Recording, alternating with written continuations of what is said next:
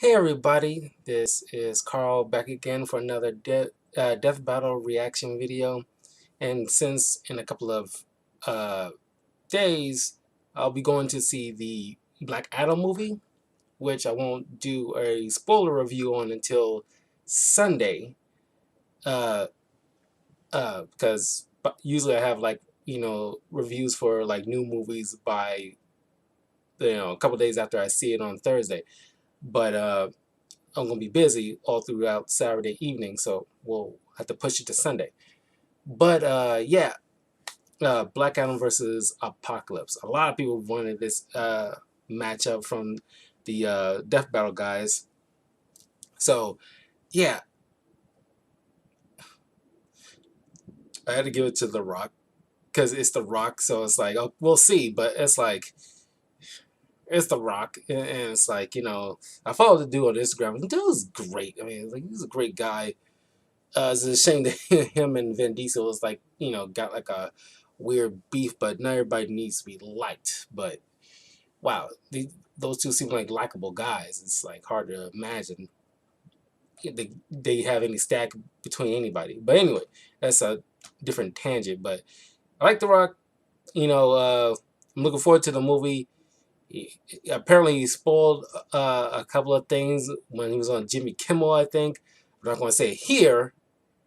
So I'll let you guys, avoid that. If you are looking for the Black Adam movie, let it be a surprise. I kind of have a feeling we all know what it is, but, since I don't know, it's still in the realm of guesswork. But I got a sneaky suspicion. But anyway, let's watch this video.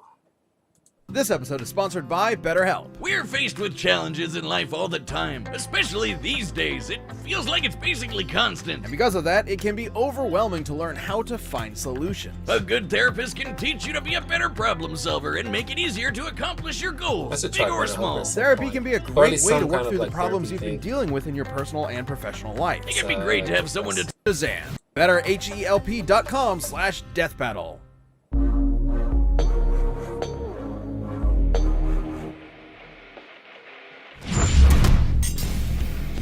Black Adam, DC's ferocious champion of Shazam. Apocalypse, Marvel's baleful mutant conqueror. Anubis, Toth, Ra. For over 30 centuries, Egyptian mythology spawned countless legends. And we've got comics' biggest baddies this side of the Nile. He's way If it wasn't for Yu-Gi-Oh, I wouldn't have. And it's our job to analyze their weapons, armor, and skills to find out who would win a death battle. As I do.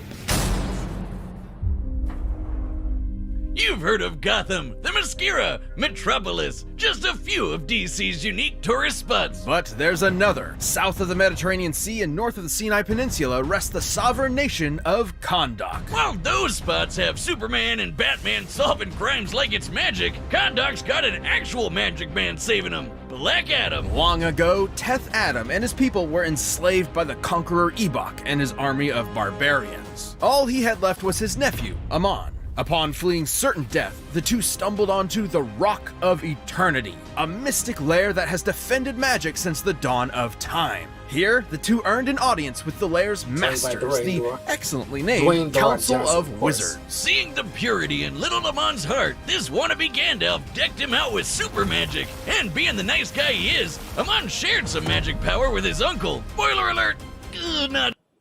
Really quick, I just want to point out to you guys, currently in the DC Comics and the mainline stuff, they have like Black Adam as part of the Justice League, and like this whole Death of the Justice League storyline currently going on. I'm not feeling it. It's one of those things that's not like needed or whatever. It's like, it's not good.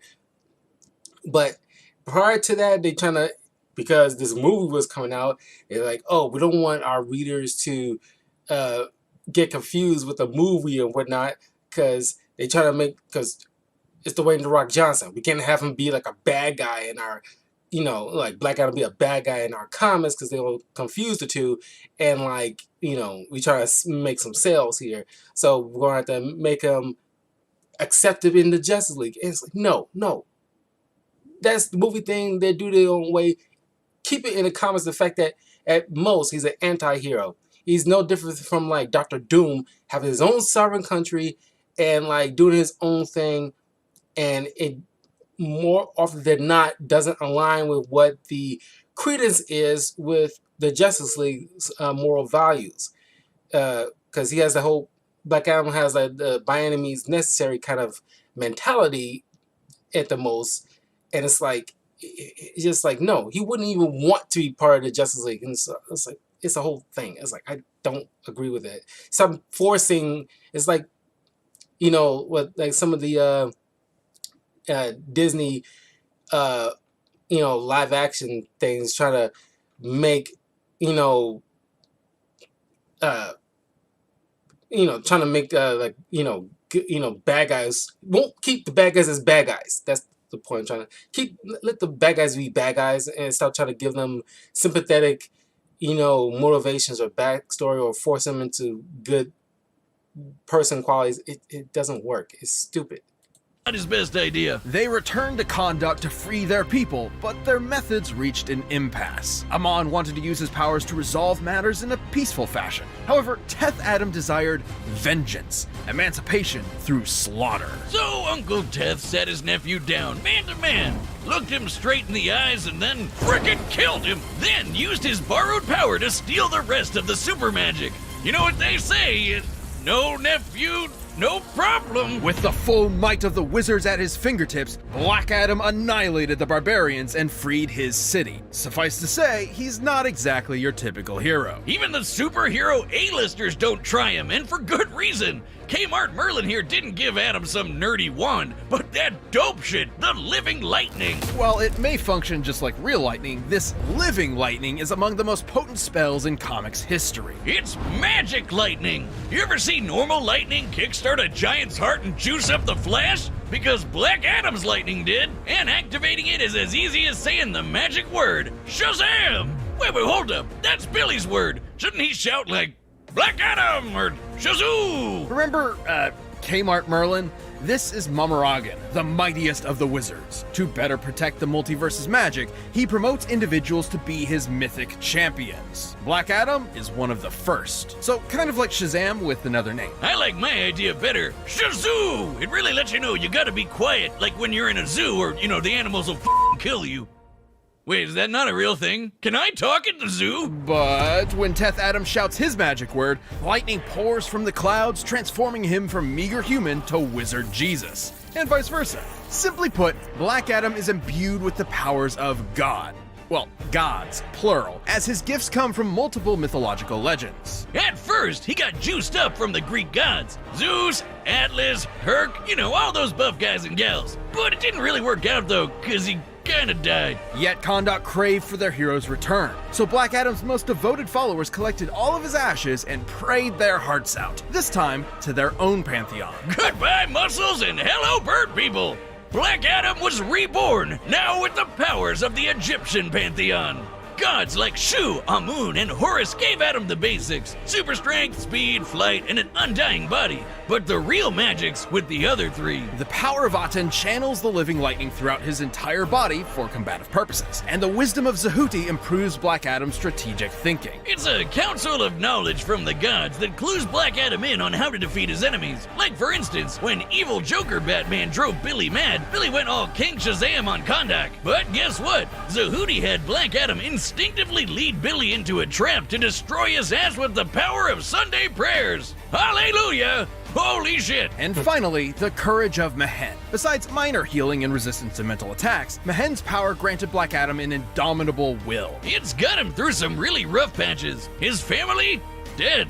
His country? Wasted. His wife got revived. She turned to stone. You can knock him down, sure, but he ain't staying there. Mehen helped make Black Adam a non-wavering and decisive leader. The whole world can turn against him, but he would not care so long as Kahndaq is safe. To reach those ends, he's partnered with the Justice Society of America, the Society of Supervillains, and even the Justice League. Rubbed elbows with Superman one day and Lex the next. So, is Black Adam a good guy or a bad guy?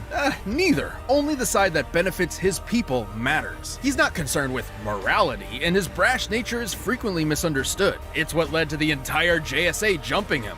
Twice. And they still couldn't check him. Adam's just built that different. Black Adam caused sandstorms with a single clap, pushed the moon, and killed the 4 horsemen of the apocalypse. One time when space cultists came a-knocking on Earth, he fought side by side with his best bro, Sinestro.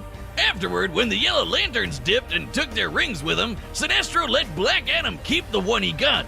Now that's a bromance, and can I just say, Black Adam makes a mean lightning tiger. He murdered the Council of Wizards and later endangered Momorgan himself. And the Almighty Wizard's a part of the Quintessence, basically DC's gods who watch over the multiverse. No surprise, since Black Adam effortlessly broke Spectre's body, another Quintessence person. Sure, he's torn off Hawkman's wing and tried to kill Wonder Woman, but through the eyes of his people and loved ones, Black Adam is a hero. A moment's gaze from their idol is all they need to carry on living. So invaders beware, no one's truly safe from the true, savage champion of Shazam.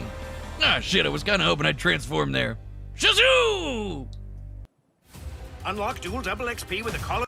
Sazoom! Yeah, I mean, like, Black Adam is like no freaking joke. Yeah, I'm actually looking forward to the movie. So it's interesting to see what will happen with what's going on with him.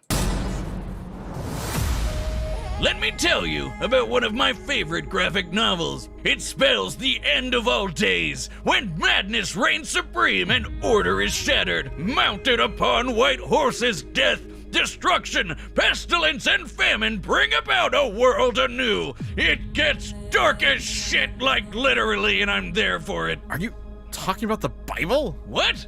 No, this is a Marvel comic. 5,000 years ago in Marvel Comics, the Egyptian Aqaba tribe birthed something terrible. An ugly child. To them, he was a demon, like a mix between Great Value Thanos and a box of chalk sticks. So they midnight dumpster babied his ass in the desert to die. Luckily, Baal of the Crimson Sands tribe saw differently. Within this child, he saw a conqueror. He raised him as En-Saba Nur, the morning light. And above all, he taught him one major lesson. Only the strong survive. Nur became a warrior, same as his peers, but his physical differences made his experience unique. He was stronger, smarter, and hated. Even to these people, he was an outsider. Then the Pharaoh killed Baal and enslaved Nur. Dude had no one left on his side except for this chick who he had a thing for. But everyone he meets apparently just wants ugly people to die, even when he saves their life. Shit, just swipe right, girl. Goddamn. And so he embraced the perceived truth. If he was a monster, he would prove it. Betrayed by all and respected by none. If no one would care for En-Saba Nur, they would all fear Apocalypse. Long story short, he's a mutant. And not just a creepy looking dude like Beak over the... Oh, God, I'm gonna throw up in my mouth a little bit. Anyway, he's got superpowers and they're on a whole nother level. He has Celestial inhuman technology. physiology Wow. and intelligence, along with complete control over his molecular structure, allowing him to reshape and mold his body however he pleases. Yeah, but I guess he's too proud to just, like, turn himself into Jason Momoa or something. Yeah, like I remember, you know, more distinctly, I remember Apocalypse from the '90s X-Men TV show, and his powers always seemed just like all over the place. And it's like, for the most part, I remember him being like just, you know, manipulating his size and shape.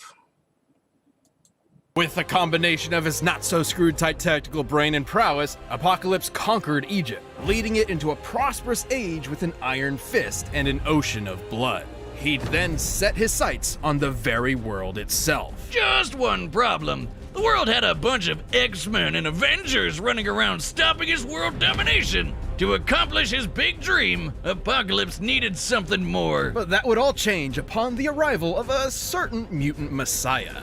Okay, so first, Apocalypse found some space tech that belonged to Celestials, basically Marvel's gods. Despite its amazing potential, he wasn't able to make use of the technology until the time traveler Cable showed up to kill him. Instead, Cable accidentally infected Apocalypse with the techno-organic virus, a disease that turns organic matter to futuristic technology. Turns out, this is exactly what Apocalypse needed to access the Celestial tech. With the promise that he would repay the Celestials later, he was bestowed a gem that would change the game forever. This is a Death Seed, a celestial artifact with the purpose of leading Earth into a higher evolved form. By injecting a Death Seed into someone, they are transfigured into one of Apocalypse's horsemen, a being of incredibly fatal power. Don't forget about that techno-organic virus either.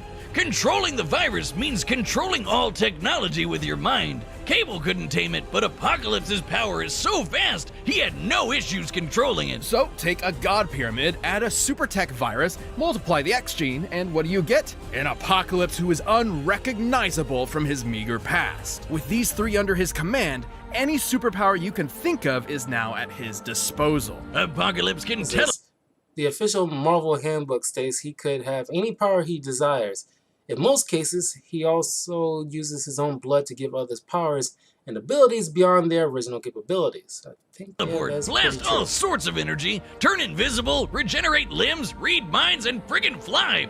Look at him whiz! He's got his hands behind his back and he just doesn't give a shit. And most impressive is his ability to siphon energy. He once absorbed Cyclops' laser with his bare hand, the same laser that can split planets. It wasn't long before the virus incorporated technology into his molecules. With mere thoughts, he can construct fake bodies, entire robot armies, and even morph himself into a kaiju. At his peak, virtually no one stands a chance. On a bad day, Apocalypse bodied 6 of the strongest X-Men in a minute. His telepathy alone contends with Jean Grey, one of the greatest psychics in Marvel. He's out-muscled and outpaced both Hulk and Thor. And we all know how crazy those two are. We're talking about heroes able to destroy the Marvel Universe. And in an alternate timeline, Apocalypse even slaughtered a Celestial with his bare hands. His bare freaking hands! Wow, way to pay him back for that solid they did you, bro. With that Death Seed in tow, it's hard to attribute Apocalypse as anything but a force of nature, especially when said Death Seed has mutated beings capable of fighting the Phoenix Force, a cosmic entity and the primal force of life. In fact, Dr. Doom claims the Death Seed is directly comparable to the Phoenix itself. So much pain, so many bodies. Apocalypse is an agent of war and has the scars to back it up. And even when someone manages to take him down, so long as he's got blood, metal, and that Death Seed, he'll just keep coming back again and again and again. Ball would be proud, for what is more inevitable and more dramatic to the annihilation of humans than the Apocalypse himself? At web.com, you won't. Okay. Well, we'll see. This episode of Death Battle is sponsored by Mint Mobile. After years of fine Service online only. They cut out the cost of retail stores and pass those sweet savings. It's time for a death battle! Death battle!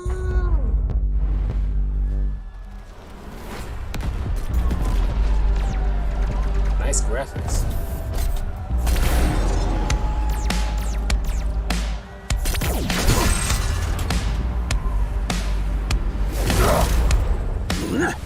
You're messing with the greatest mirror. The pinnacle of the ancient times to bring pestilence to famine, war, and death. The ravens make it. Where's your general, interloper? Fool! Humans interlope on mutant sanctuary.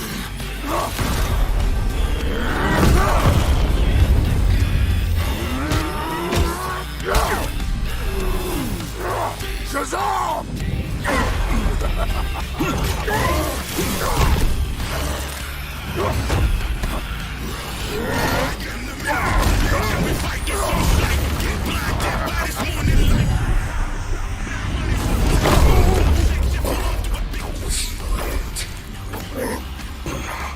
Your counsel will aid you no longer. Check your own deck, I'm about to bless you. Stick it out like you would. Did your nephew hit you with 8 blows and I give you a hard check? Run the DC a card, turn on that phone. Beautiful God. Your kind will learn to fear me soon enough. No, in Sabanor, you will learn to fear me.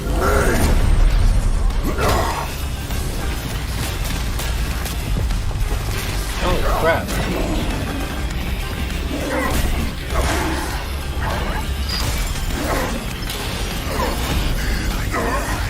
Get the hell out serve my country.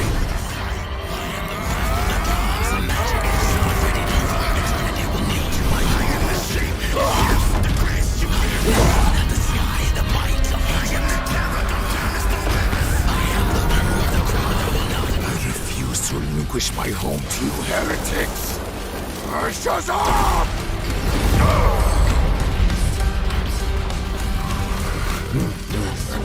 Your hubris has failed you, 10th Adam. Shazam! Oh, shit. Oh my god.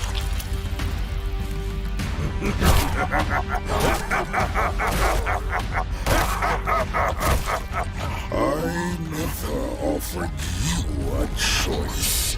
Now, everything you've built will fall.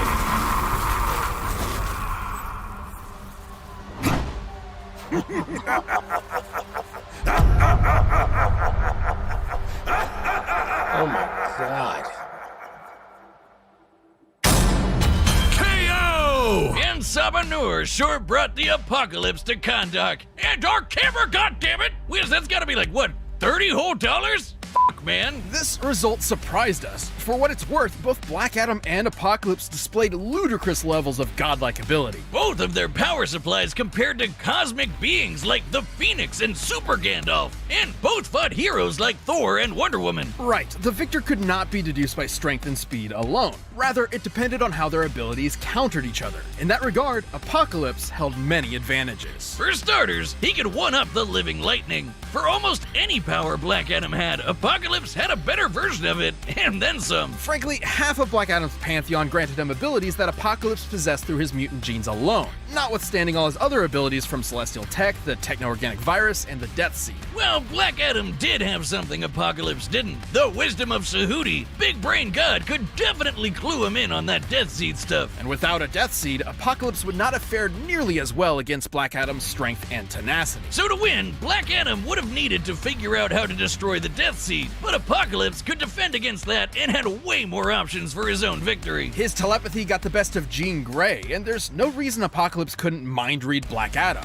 The courage of Mehen may have safeguarded him from mental attacks, but it never made him immune to telepathy outright. But most importantly, Apocalypse could absorb all of Black Adam's energy powers and turn him right back around. The Living Lightning may be enchanted, but it is still lightning. It's frequently displayed properties of ionized energy, thus there's no reason Apocalypse couldn't absorb it for himself. Plus, it's been shared between people many times before, and the more it's given to other hosts, the weaker the original bearer becomes. Hell, stealing the power of the Living Lightning is how 10th Adam became Black Adam in the first place, so Apocalypse could do the same. By slurping up Black Adam's magic, Apocalypse grew in power while Black Adam got weaker. It was only a matter of time before Black Adam was literally helpless against the end of all things. Black Adam may have been power incarnate, but Apocalypse's wide array of powers and specific counters to the Living Lightning meant he could rise to the challenge. Seth thought he had him until Noor gave him the boot.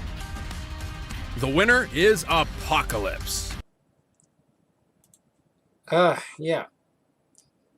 That was shocking. And kudos to, like, you know, their creativeness so far as, like, making, like, you know, deaths. But, yeah. That's true about Apocalypse, because I do remember times when he absorbed a lot of energy. So, yeah, it would make sense he would absorb Black Adam's living lightning, enchanted lightning. So, it's, you know, that would magnificently backfire on Black Adam. But, yeah, don't forget to, you know, like, hit the notification bell, share this with your friends. Definitely subscribe to Death Battle, because, you know, their series are fantastic. I'm a huge fan. And, yeah, man, definitely, you know, go check out Black Adam movie. I'm definitely am. And definitely come back Sunday when I do a spoiler review, and we can definitely chat about it and any likes and dislikes from the movie. And, yeah, and in a little bit later, I'll be hopping on to Multiverses, playing that a little bit, because I kind of feel like I've been neglecting that a bit. Because I still need to earn some more coins so I can play as Arya, because it costs 3,000 coins just to purchase her. But anyway, and we'll see if I can fit in some more Octopath Traveler, because I got at least one more character to get